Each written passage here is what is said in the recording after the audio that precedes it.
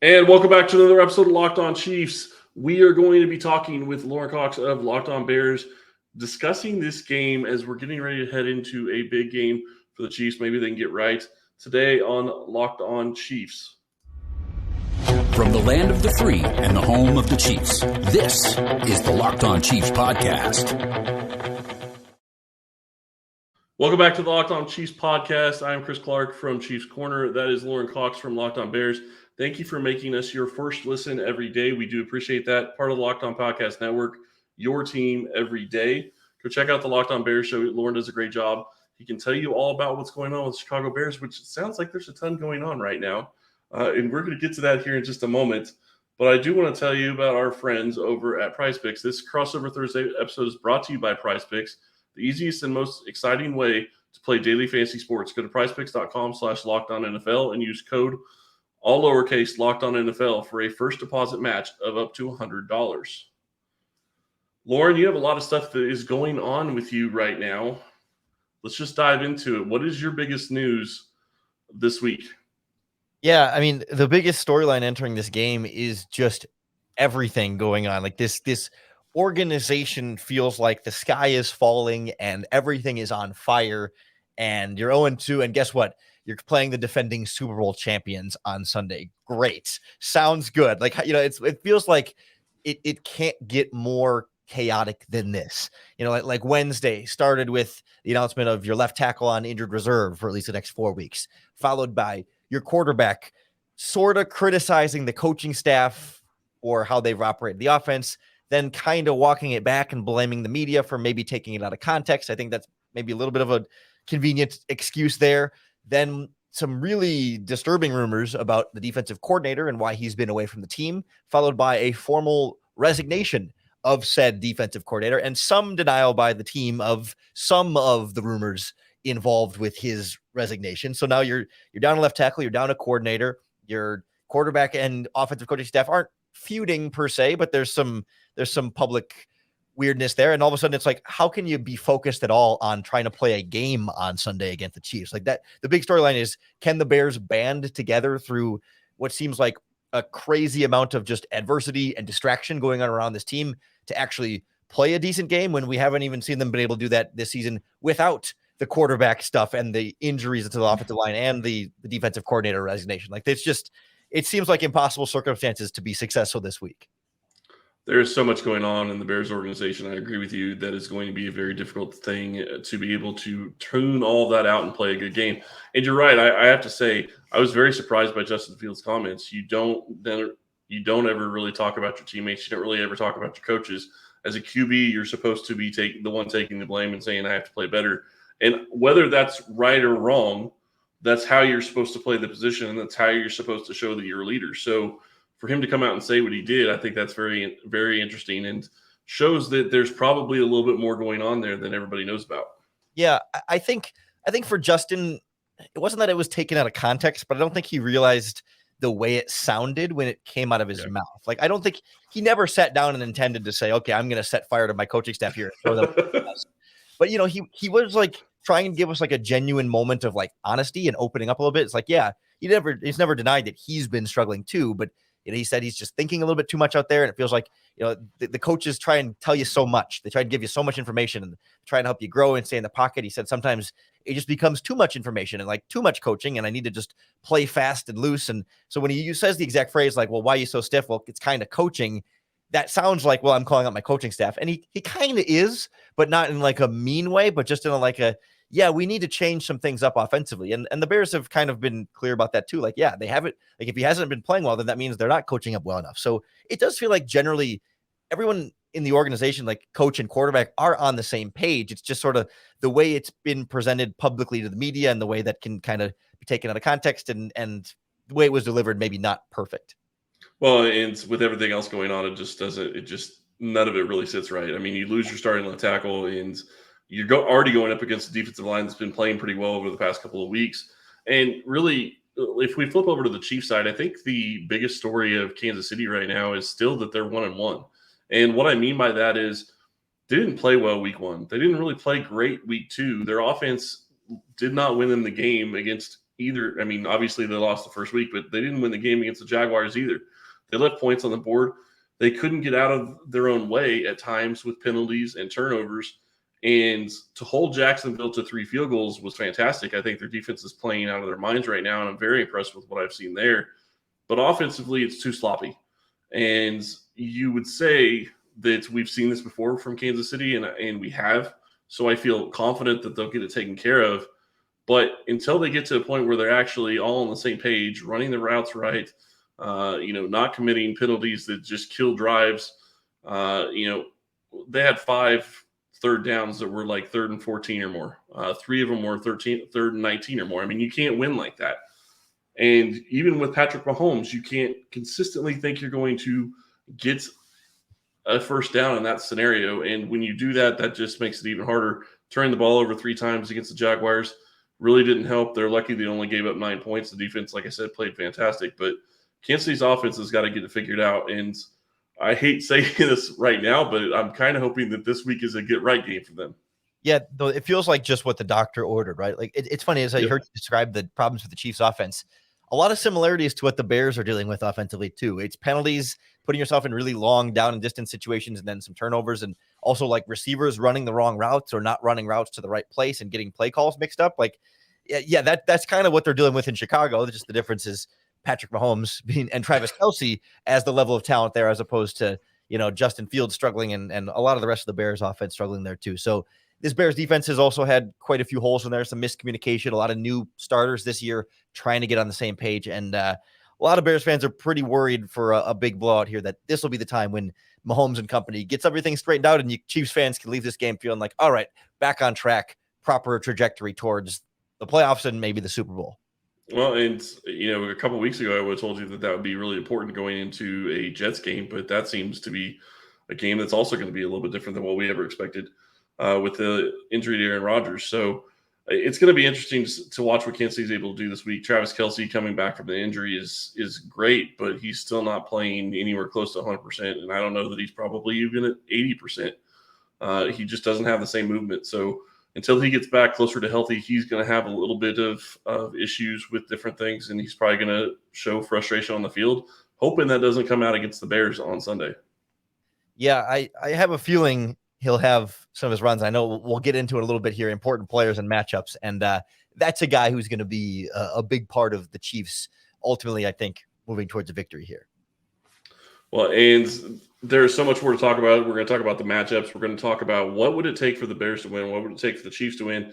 And a little bit later, obviously, we will get into predictions, who we think is going to win this game. But first, a word from our sponsors. PrizePicks is the better way to do daily fantasy sports. With PrizePicks, they put you in complete control. It's just you versus the house. Unlike other daily fantasy where, okay, you're putting your lineup together and you got to beat the 1,000 other people that also put their lineup together to hope you're the 1 in 1,000 to win the big payout.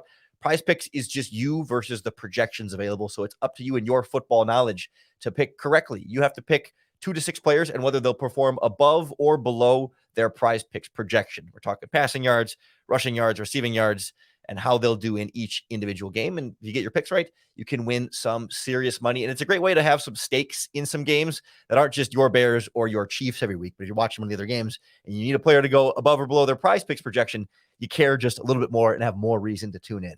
Now is the time to try it out for yourself. Head on over to prizepicks.com/LockedOnNFL and use our promo code LockedOnNFL for a first deposit match up to $100. That's promo code LockedOnNFL at prizepicks.com/LockedOnNFL for a first deposit match up to $100. PrizePicks, daily fantasy sports made easy. This Crossover Thursday podcast is also brought to you by our friends at Jase Medical, the makers of the Jase case. The Jase case contains 5 life-saving antibiotics for emergency use. It's very simple. You fill out an online form, and in some cases, jump on a quick call with one of their board-certified physicians, and they will send you antibiotics so you are ready for any situation. Sometimes when you're really not feeling well, when you're sick, you don't want to have to then go to the doctor, then go through the exam, then go to the pharmacy, then pick up the medication just to start feeling better. When you got the Jase case on hand, you're already ready to go, especially as we've seen some supply chain issues, some places having shortages of certain antibiotics. Jase case is there, so you are always prepared. You don't want to get caught without your Jase case. Everyone should be empowered to care for themselves and their loved ones during the unexpected. You can save more than $360 by getting these life-saving antibiotics with Jase Medical. Plus, you're going to get an additional $20 off your order if you use our promo code LOCKEDON at checkout on jasemedical.com. That's JASE medical.com, promo code LOCKEDON. There's so much to talk about in this game. Matchups are the biggest thing. What is your biggest matchup for this game? For me, I'm scared of any of the big Kansas City Chiefs weapons and playmakers. I mean, I know like offensively, but I mean like the big names, right? The Travis Kelce's of the world, the Patrick Mahomes. But to me, I think I'm most scared for this game of Chris Jones now that he's back for the Kansas City Chiefs defensive line. The interior of the Bears O-line has been a big problem this year. And obviously now the injury at left tackle makes the tackle position that much more vulnerable. But I'm still mostly scared of that pressure, like right up the middle on Justin Fields. Like, not to take anything away from, George Karlaftis and some of the edge pressure that they've been able to get for the Chiefs, but it's Chris Jones at the middle versus, Lucas Patrick at center, or really either of the guard situations right now. We still have some questions, but the two veterans at guards, you hope can kind of figure it out. But the centers, he's their backup center anyway, and hasn't been very good. The communication has not been good. Passing off stunts has not been good. Getting the right depth. And I just feel like Chris Jones can have his way up the middle of this. It's a lot easier for Justin Fields to flush out of the pocket when it's the edge rusher coming around the side. He can get ahead of steam behind him and take off sideways, or like horizontally. But when it's Chris Jones coming right down the middle, that is so much more difficult and so much more disruptive to Fields' footwork, to Fields trying to read the field downfield, which he's also struggled with this season. But it gets so much more difficult when someone like Chris Jones is wrecking some havoc there. I'm glad you bring up Chris Jones. I do think that's going to be very intriguing to see what Kansas City's able to do there and how they're able to use him. One of the things that really stood out in week one was when they put him out on the edge. And they usually put him out on the edge on the left-hand side, on their left-hand side, which would be going up against Darnell Wright, assuming he plays right tackle, because we don't really know right now who's going to be playing that position. I would assume that, though, that if it ends up that you have Larry Borum as your starter, I would assume they put Chris Jones over him. That's going to be intriguing to me. But really, you get into George Karlaftis, you get Mike Dana, Felix Anudike Uzama going up against, those two tackles. I think that's going to be very interesting to see what kind of pressure they're able to create. Spagnuolo is also known for blitzing and sending people from different positions. So getting that blocked up from the offensive line's perspective is going to be something that is going to be very important.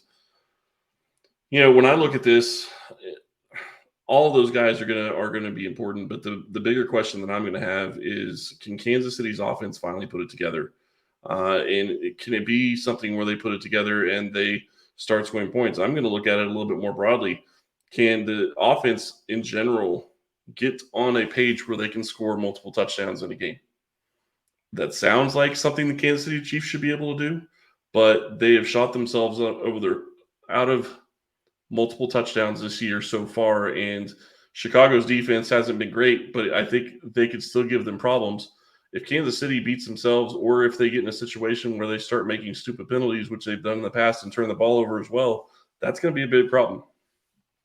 Yeah, that's to me seems like the way. I know we'll get into the path to victory here, but like the Chiefs mostly just have to not beat themselves here, right? I mean, like that's going to be part of the equation here. That this is not a. I didn't want to say that way, but yeah. Yeah, I mean, the Bears have not generated a turnover yet this season. They've been vulnerable in the middle of the field. I mean, they let Jordan Love kind of go all over them. But at the same time, this Bears defense does have talent. They've invested a lot with big linebackers in free agency. They've got guys they like at safety, although Eddie Jackson's injury at this point may keep him out a little bit longer. And so, but like Jalen Johnson at cornerback, and they like Tyreek Stevenson. Like, they've got guys with some talent. They're just not playing enough like an 11-man defensive unit at this point. And so it does feel like eventually they'll start to mesh a little bit more and start to figure it out. Is it going to be this week against the Chiefs? I'm guessing probably not, but you never know. Like, we haven't seen that like big game-changing play from somebody like Tremaine Edmonds, who did that all the time in Buffalo. Like, eventually he's going to settle in a little bit, feel a little bit more comfortable, and he's going to be able to, step in front of a pass and make that turnover, or come into the backfield and make that big tackle for a loss, or some kind of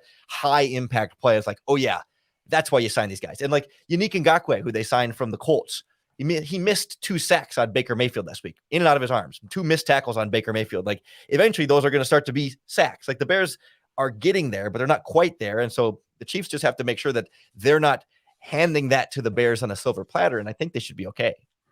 Well, and that's a great question, or that's a great point, is how are the linebackers going to play in this game? Are they going to be able to get up Patrick, or is the defensive line going to be able to get after Patrick Mahomes? But I will also say that this is going to be interesting to see, because is Eberflus going to continue calling defensive plays, or since now your defensive coordinator is actually fully stepped down, are they going to give somebody else the duties of calling the defense? How's that going to play out? How is it going to change the defense from what they've already been doing? Yeah, I would imagine at some point they'll name an interim defensive coordinator, or sort of give some of the more defensive coordinator-y duties to one of the assistants, probably either the linebacker coach Mike Bergosny. I can never say his name correctly. Borgonzi?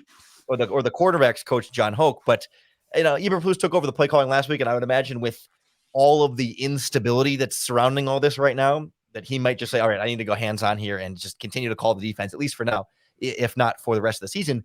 But we haven't been in love with Matt Eberflus's defensive play calling either. Coverage-wise, very basic. Primarily, like, cover 3 and cover 2 is 60% of their snaps. And when they do show 2 deep safeties, majority of the time it's cover 2. They don't do a lot of cover 4 and cover 6. So, like, it becomes pretty easy for opposing quarterbacks to read. And it doesn't help then, when your pass rush is struggling to get home and you've got multiple rookies in the secondary and now injuries in the secondary. They were on their 3rd string nickel cornerback last week. So that never bodes well when Patrick Mahomes is the quarterback, even if the Chiefs offense has been struggling. And even if, like, I know they've had injuries with Richard James and Kadarius Toney weren't practicing on Wednesday, and already they were a little thin at receiver. Like, Bears fans are still just as scared as they would be even if this was the Chiefs of a couple of years ago, really flying high. Well, and that's going to be a big question. Who's going to play wide receiver for Kansas City? Right now, I would imagine Kadarius Toney is going to play. We will see if that ends up happening, but I think Richie James is probably going to miss this week. I think the rest of the injuries for the Chiefs are probably going to be things that they're really just trying to give guys an extra day of rest, trying to get them past things. Nick Bolton and Willie Gay both were on the injury report, did not practice, but they both actually got injured during the game and were able to go back in and play. So I would expect that they'll be available this week on defense. So we'll see how that goes. Yeah, I think that's going to go a long way for trying to find those matchups that the Chiefs can win and start to get things back on track for them. And I think, for the Bears, the more help they can get from Kansas City missing guys in action and trying to put new players out there and make them work, the more the Bears can find some stability of their own and try and come find some miracle way to come away with a win. Well, and we're going to talk about that here a little bit more in just a second. Talk about what it would take for the Bears to get a win in this game, what it would take for the Chiefs to get a win. And a little bit later, obviously, we're going to give you our predictions as who's going to win this game and maybe even score predictions. But I want to tell you about our friends over at Bird Dogs. If you haven't checked out Bird Dogs yet, you absolutely need to. They are fantastic. Bird Dogs make you look good. Bird Dogs stretch khaki shorts are designed to fit slimmer through the thigh and leg, giving you a truly sculpted look. Bird Dog shorts do the exact same thing as Lululemon, but they fit way better. Bird Dogs uses anti-stink, sweat wicking fabric that keeps you cool and dry all day. Bird Dogs are functional for any occasion, whether it's golf, evening out, pool, workout, whatever you want to really do. Check out Bird Dogs. This product is fantastic. Go to birddogs.com/LockedOnNFL or enter promo code LockedOnNFL at checkout for a free Bird Dogs water bottle with your order. That's birddogs.com/LockedOnNFL for a free water bottle at checkout. You won't want to take your Bird Dogs off. We promise you.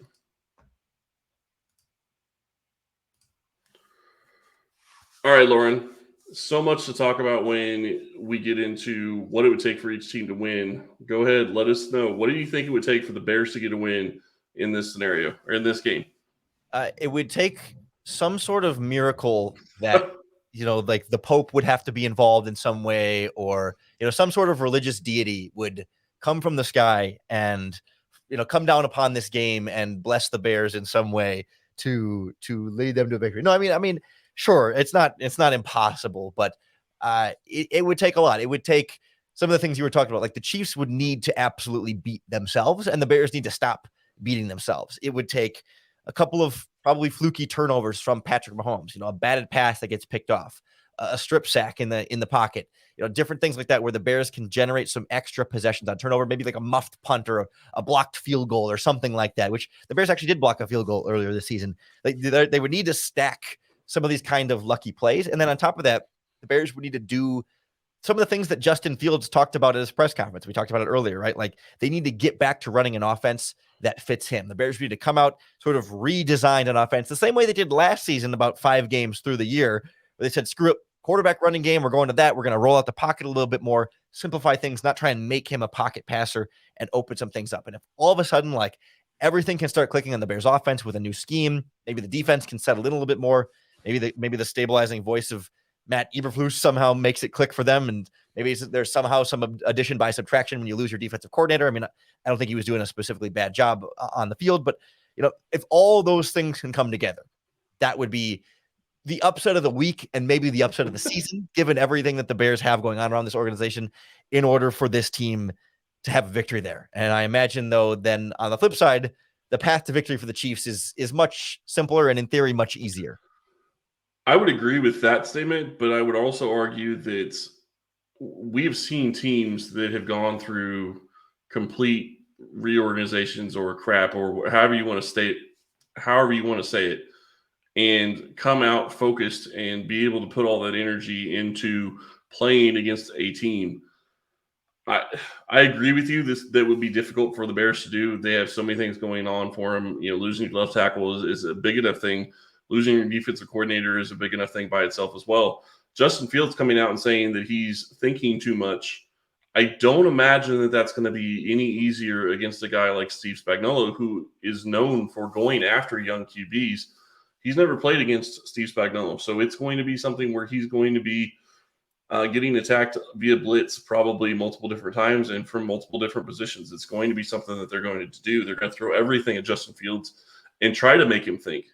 And, I watched a little bit of the film against for the Bears playing, and he was thinking he saw passes that were there, didn't throw. And if you do that against Kansas City, you're liable to get sacked by somebody on the defensive line.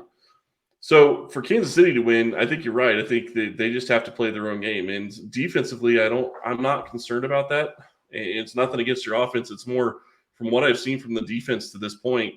They know what they're doing. They are all on the same page, and they're all going in the same direction, which is something that I never thought I'd say for Chiefs defense early in the season. But they've got something there this season that they've never had. So that's going to be exciting to see. But when it comes to the offense, it's just a question of, can you be in the place you're supposed to be?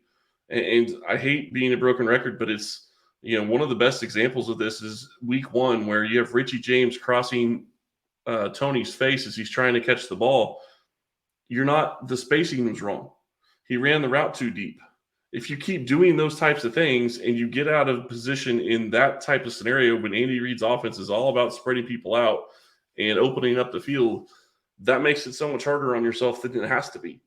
Don't make mental mistakes. You can handle a couple of penalties, but they had almost 10 penalties against the Jaguars. They had 3 turnovers against the Jaguars.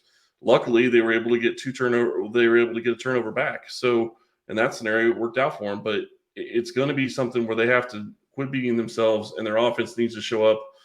And I think that they will this week. I do think that the offense is going to start getting a little bit better.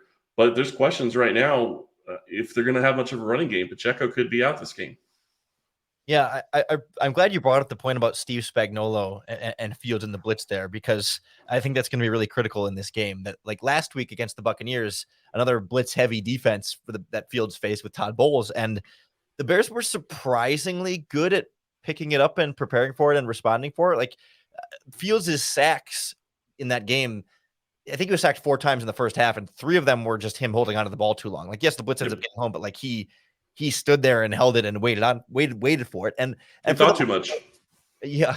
And for the most part, like when they blitz, it's forced Fields to like be more decisive, because it's like he snaps it as soon as he recognizes that it's a blitz. He knows, like, it forces him to speed up his internal clock a little bit more, and he seemed to be a little bit more effective overall. I mean, you can kind of debate how much more effective, but like when the blitz was coming, he would just like snap, all right, I gotta throw it, it's going here, as opposed to like, okay, snap, drop back, going through my full progression, taking my time, and then all of a sudden, sack comes and gets me because I'm waiting for this play to develop. So there's there's almost this reverse effect where if the look isn't confusing enough and the blitz is just coming, he can have a good response to it. But to the Bears' credit, like they were able to pick that up a little bit better against the Buccaneers. But I'm less confident now with, again, your left tackle on injured reserve and maybe moving some different guys around on the offensive line. Like the communication has not been great there. And Spagnuolo certainly has a good opportunity, especially with as well as they did against Trevor Lawrence last week. I'm not expecting Fields to come in all of a sudden and light them on fire. Well, and that's you make a great point. I mean, he did play well against the blitz, but the one thing that Spags has always done is he seems to catch young QBs in blitzes where they don't see it coming. So that's really where I think he makes his hay against young QBs and throwing things at them that they've never seen, and they're going to be sending a safety that doesn't look like he would ever be the one that's blitzing, but they're going to send a safety and they're probably going to drop a defensive tackle in the pass coverage. I've seen it so many times; it's annoying. Because you sit there and you're like, you don't want that guy out, but that's what they do. So it'll be interesting to watch. I'm really intrigued to see what the defense is going to do. It's always fun to see Spagnuolo's defense go up against a young QB because you really get an idea of what that QB has. Yeah, I think you're 100% right on board there. What's your score prediction for this game then? I think we both think the Chiefs are going to win. It's just a question of by how much. If this would have been before week 1, I probably would have gone higher. Right now, with the way the offense has been playing, I'm going to say 27-13 Chiefs. Yeah, I was coming around a similar range. The first score I thought was 31-13 because I think the Chiefs will get a little bit more going.